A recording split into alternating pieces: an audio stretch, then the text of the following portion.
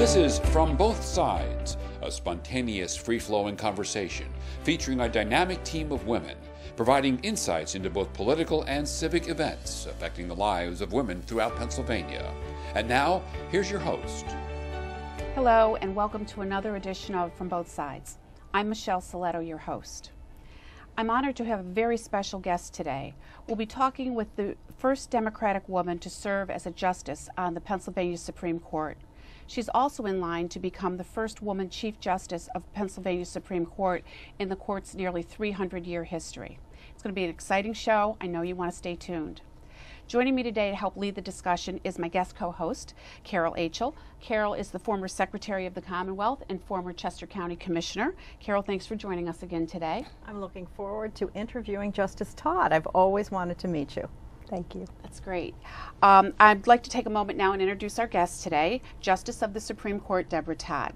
From Western Pennsylvania, she's been a trial lawyer for 18 years, elected to the Pennsylvania Superior Court in 2000, and 8 years later elected as the first Democratic woman to serve on the Pennsylvania Supreme Court. Welcome, Deborah. Thanks for joining us. Thank you, Michelle. Thank you for having me, and thank you, Carol. Deborah, you know, just to really start out, you're a trailblazer. You've done things that some of us wondered if were ever possible in terms of the state appellate court system in Pennsylvania.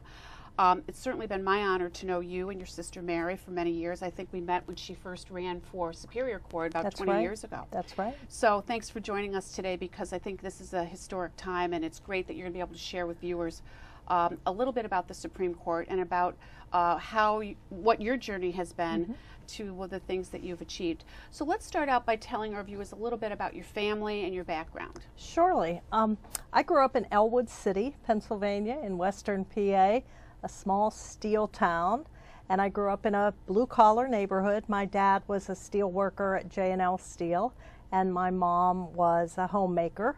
I have two sisters, Mary Johnston and Nancy Woods, who both became teachers.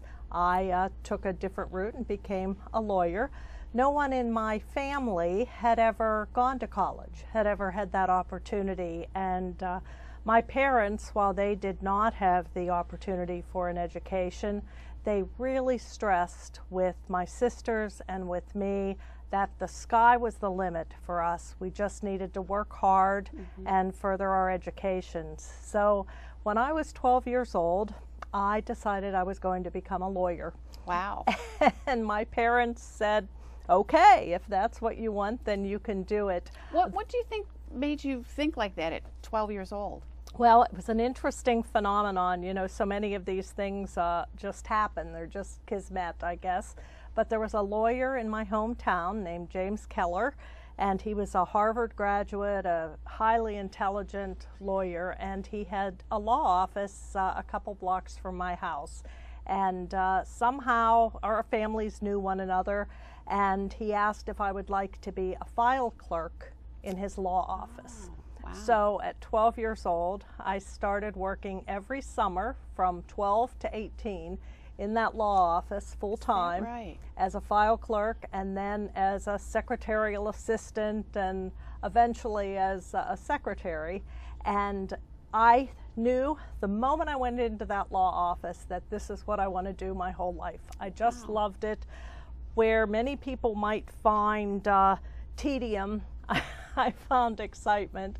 I loved arranging the form files and going through deposition transcripts, and I thought becoming a lawyer was just a dream.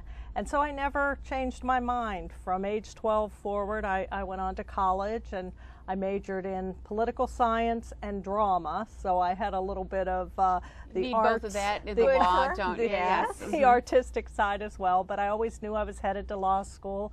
And I graduated from Chatham College, and then went on to the University of Pittsburgh and got my law degree and practiced law then for 18 years before going on the bench. So it's always been a dream. And all your living, you've always lived in Pennsylvania, and all your education has been in Pennsylvania, which is a tribute to our schools in Pennsylvania. Absolutely. I went to public school in Elwood City, graduated from Lincoln High School, and yes, I'm a product of our public school system, and I'm very proud of that.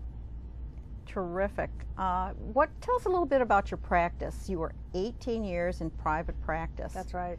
That's right. This is unusual. Oftentimes people come to positions as judges from either being public defenders or being defense attorneys. So You're exactly right. It's not a traditional path. Usually, although judges could have a variety of backgrounds, you've identified the traditional path. Criminal law, prosecutor, maybe a magisterial district judge who works his or her way up through the system. But I was a commercial litigator. I started my career with U.S. Steel, and I spent 6 years there as an in-house litigator back in the day when a lot of the companies were doing their own litigation. So I had the opportunity as a very young lawyer to try multi-million-dollar commercial cases for U.S. Steel, and probably the best thing that came out of that experience was I met my husband, Steve Todd, who was also a lawyer with U.S. Steel and went on to become their Vice President of Law and Environmental Affairs. So he spent his whole career there. I moved on to private practice after U.S. Steel and focused most of that time on commercial litigation. I did a variety of other litigation matters, including some wrongful death cases, some employment cases, a little bit of everything, but predominantly my practice was in commercial litigation. Deborah, can you tell us a little bit about the state appellate court system? Because I think a lot of people, I always have to kind of go back and make sure I understand fully whenever I'm talking about a specific court, what their role and responsibility is and how it works in Pennsylvania, because I'm not sure that everybody really has a good understanding of that. That's a great question, and I think a lot of people don't really focus on our courts and don't focus on the fact that this is a judicial election year. They often call them off-year elections, but they're really the odd-year elections when we in Pennsylvania elect our judges. Our judicial system in Pennsylvania is a pyramid. On the base level is the magisterial district judge system. We have MDJs, we call them. Sometimes you refer to them as magistrate judges all over the state. Then the next level is the common pleas system, and each county is represented by a common pleas court. We're sitting here in Dauphin County. There's the Dauphin County Court of Common Pleas, and there are 60 judicial districts that comprise our 67 counties. So everybody gets a trial court, and that's where the juries are, that's where the witnesses are, that's where the judge rules on objections. And when most people think about the judiciary, that's what they think about, the trial courts, where all the action is. Then you go up the pyramid, and we have intermediate appellate courts, the Superior Court and the Commonwealth Court. And the Commonwealth Court hears all the appeals from the trial courts that deal with governmental agencies. The Superior Court basically hears everything else. So if a party believes that there was an error made in their trial, then they have the right to appeal to the Commonwealth Court or the Superior Court, depending on the particularized jurisdiction. Now, at the top of the pyramid is the Supreme Court, and that's where I'm privileged to sit. There are 7 state Supreme Court justices, and we're also elected, and we hear appeals that come up through the Commonwealth Court and the Superior Court, as well as some direct appeals. Now, our appeals from the Superior and Commonwealth Court are selected, by and large, by us through what we call an aliquotter process. It's very similar to what the U.S. Supreme Court does in their certiorari process. So a party files a petition, and they ask our court to hear their case. Now, we aren't looking to just correct errors the way the Superior Court and the Commonwealth Court are. That's a very important duty, obviously, but that's not our job. Our job is to take cases that have special and important reasons why the Supreme Court of a state needs to decide the issues for the bench and bar of Pennsylvania. So we're the court that sets the precedent, we call it. That means we tell the rest of the courts below us and the lawyers who practice here exactly how to construe the law, how to construe the Constitution. If there's a challenge to a statute as being unconstitutional, the Supreme Court decides if that statute should be stricken or if it is constitutional. So we get about 2,100, over 2,000, sometimes it's as high as 2,400 or 2,500, depending on the year, petitions for aliquotter. And those petitions are the lower courts, the intermediate courts asking us, the parties asking us to review their cases.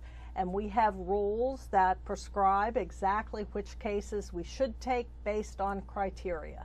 So I read every single one of those petitions, that's over 2,000 a year, and we decide which ones to accept. We might accept between 100 and 150, sometimes more, but there's a lot of work that goes into just deciding which cases are special and important for us to decide.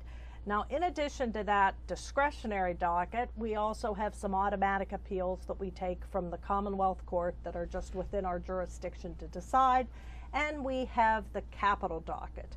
The capital docket is that huge piece of Pennsylvania jurisprudence pertaining to the death penalty. So when a criminal defendant in Pennsylvania is convicted of first-degree murder and often other crimes along with it and is sentenced to death, then that case automatically comes to us. We don't choose those, we take them automatically, and under our U.S. Supreme Court guidance and our constitutional duty, we review those death penalty cases in their entirety. We review the issues that are raised by the criminal defendants, we look at the arguments by the district attorneys and the defense attorneys, and we also go back and review the entire record of the trial that took place below to make sure there was no error made that would prevent the death penalty from being imposed. So that's a huge part of our work, and that is something we obviously take very seriously. Justice Todd, I'm curious. Women have been serving on appellate courts in Pennsylvania, I think, since maybe the late 1980s, but it was greeted with a lot of fanfare. I remember when we elected, I'm from Chester County, and we elected our first woman member of the Court of Common Pleas, and it was a big deal. She is now a Superior Court judge, a remarkable attorney, a remarkable judge. Tell me, what are some of the experience? Do you think women judges behave differently in terms of the law than men judges? Well, that's a great and complex question. I think that judges behave according to their own upbringing, personality, ideology, intellect. So you can't make sweeping statements about how female judges will behave and how male judges will behave. However, it's been a long time coming to have female judges in positions of authority, even reaching the judicial positions in Pennsylvania. Our Supreme Court, as Michelle mentioned, is nearly 300 years old. Our court is the oldest Supreme Court in the nation, older even than the U.S. Supreme Court. We were formed initially in the late 1600s as William Penn's Provincial Court, and we were formed formally as the Pennsylvania Supreme Court in 1722 by virtue of the Pennsylvania Judiciary Act of 1722. So we are getting close. We're now at 295 years and coming up on 300 years, and we've never had a female Chief Justice. So after 300 years, I think it's about time. It's about time.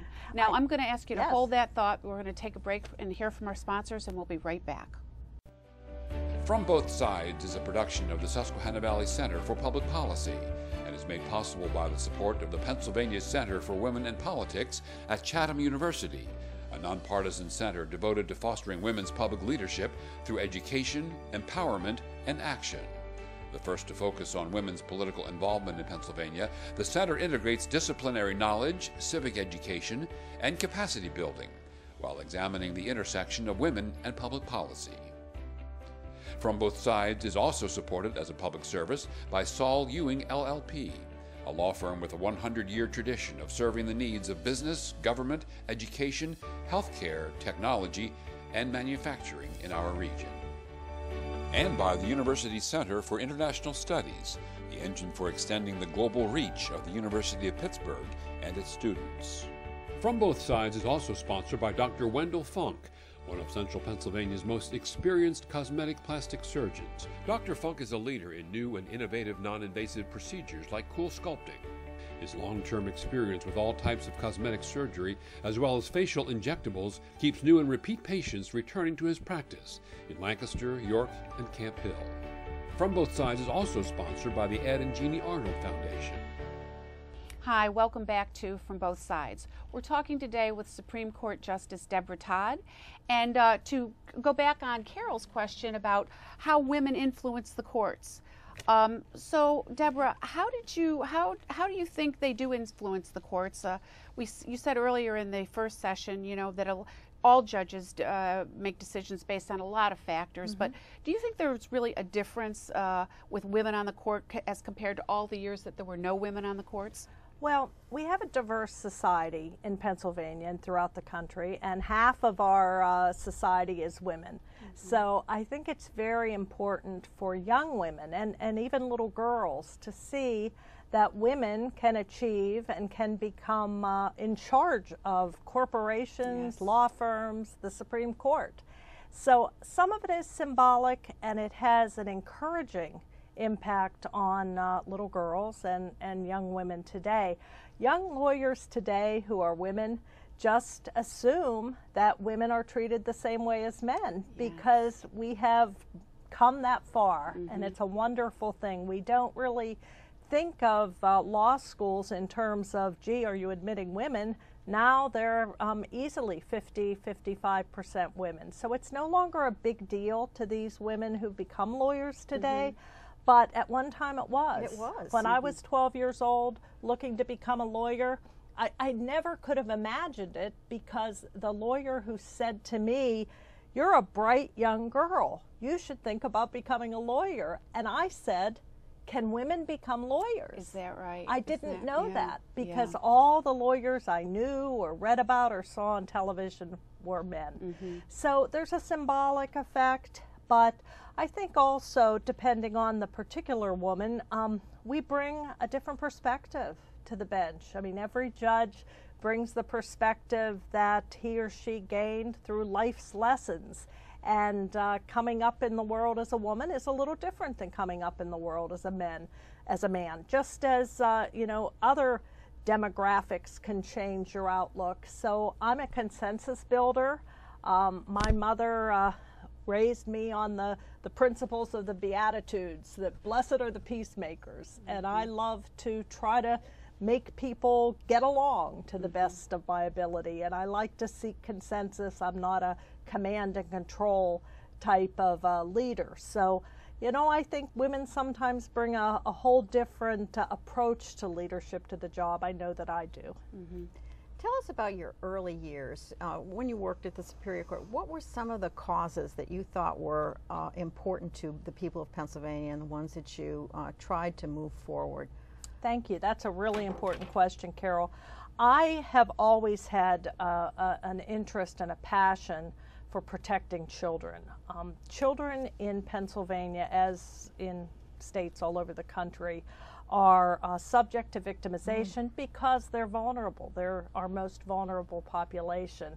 And I became active with Pittsburgh Action Against Rape in the concern for children, and in trying to prevent child sexual abuse. And I became president of the board of Pittsburgh Action Against Rape. And in that role, I discovered that even in just the Pittsburgh community, that's just one community in Pennsylvania, there are over 500 children each year who are counseled as victims of sexual abuse. So I've written on this topic, I've published on this topic. I have tried to focus on sentencing and consistency in sentencing and reduction of recidivism in looking at sex offenders. So that has really been a passion of mine for a long time. one of the things we did was launch a special court in Allegheny County called the Sex Offender Court, which focuses on things like one judge reviewing one defendant as he goes through the system and focusing on trying to monitor sex offenders once they're out of court and trying to reduce recidivism. So that's been a very important interest of mine. Once I got on to the Supreme Court, I also developed a strong interest in elder justice and in our veterans courts. With respect to elder justice, our former Chief Justice, Ron Castile, decided back in 2014 that our court should take the initiative in advancing the cause of elders in our state and looking at how they interact with the courts. Because our state, Pennsylvania, is the fourth oldest state in the country in terms of the percentage of elders. And as we appreciate the tremendous contributions that members of the Greatest Generation and others have made to our society and our communities here in Pennsylvania, we also recognize that there are additional challenges that the court will be facing in the coming years. You know, the baby boomers are becoming elders, and we are all either elders now or, God willing, we will become elders. So I like the elders term better than old women, so Okay. I think I'm good with Yeah, that. good. I'm good with that. So we want to make sure the courts are doing everything that we can to provide access to justice and to protect our elders from physical abuse, neglect, emotional abuse, financial exploitation. Those how about things are issues in huge. nursing homes too? Absolutely, absolutely. So our court formed a task force. I was privileged to form it and chair it and put together 38 experts in areas of elder justice. And we worked for 18 months providing an intensive review of what the courts are doing and not doing to make life better for our Pennsylvania seniors. And we arrived at a report and we issued 130 recommendations on how to improve the lot of elders in Pennsylvania. We published that report, and now we have an Office on Elder Justice in Pennsylvania at the Pennsylvania Judicial Center here in Harrisburg. That's great. And we have an advisory council chaired by Paula Ott from Chester County, who is a Superior Who Court was judge. the first woman judge on the There court you of go. Yes, indeed. And she was an orphans court judge. So was. she knows about these guardianship, power of attorney issues, and that's a lot of what we're dealing with on this this task force and in this advisory council. So I continue to be the liaison on elder justice for the Supreme Court, and I'm just thrilled with the progress we've made. When we think about government work, and Carol, I know you've probably encountered this over the years, as have you, Michelle, when a task force sets out to do something, the first question is, how much is it going to cost? And I would suspect that if we had not had 38 volunteers who put their heads together and devoted their energy and their time, even though they had more than full-time jobs to begin with, that this project could have cost millions of dollars. But it was all done with volunteer effort. Volunteers. And I Fantastic. just couldn't be more grateful to the people who participated in our task force. Now, the other issue I mentioned was veterans courts. We had two veterans on our court not so long ago, Chief Justice Castile and Justice McCaffrey. Both of them, as veterans, had a very strong commitment to our state's veterans courts. Well, when they retired, our court had no veterans, and I was the closest thing because I'm the wife of a veteran. My husband, Steve Todd, is a retired colonel in the U.S. Army Reserve in the JAG Corps, and he has been working with me on the veteran court movement around the Commonwealth. We travel around, we talk to counties that have veteran courts. Oh, there are 22 of them right now. Chester County has one. Yes, indeed. So does Dauphin County, absolutely. And we encourage counties who don't have them to look into having them. We work with them to help them start veterans courts. And I'll tell you, if you see a young vet coming back from multiple deployments in Afghanistan or Iraq and facing drug addiction, alcoholism, sometimes mental illness, PTSD, traumatic brain injury. These folks need help. And sometimes they have difficulty due to these various problems of, repeated deployment. They have difficulty in reassimilating to society, and they become involved in the criminal justice system. Now, our veterans courts focus on trying to get these folks back on track.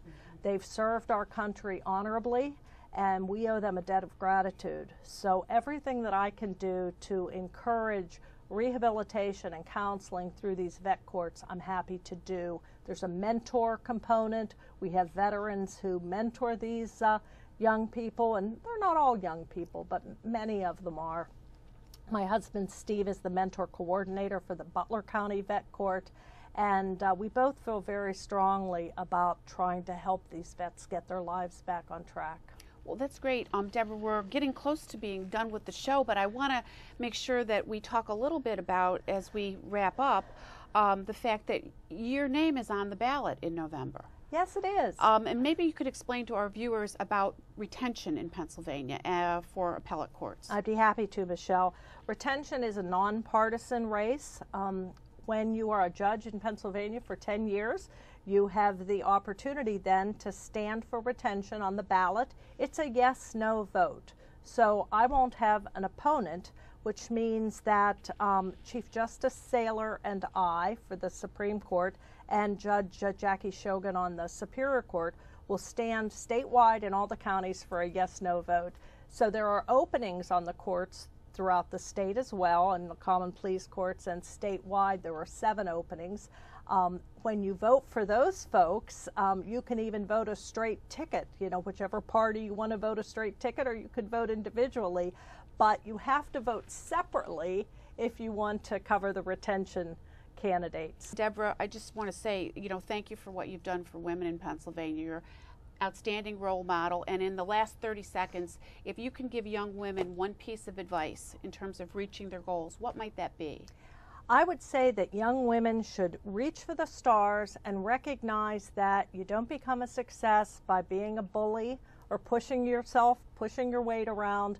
There was a book written several years ago called Nice Girls Don't Get the Corner Office. Well, as a future Chief Justice of Pennsylvania, I'm here to tell you, nice girls do get the corner office. Okay, that's great. Terrific. That's a great note to end on. I want to thank you, Carol. I want to thank our viewers, and I want to remind the women of Pennsylvania to go out and vote. And remember that as women in Pennsylvania, there's much more that unites us than divides us. Thank you, and join us again.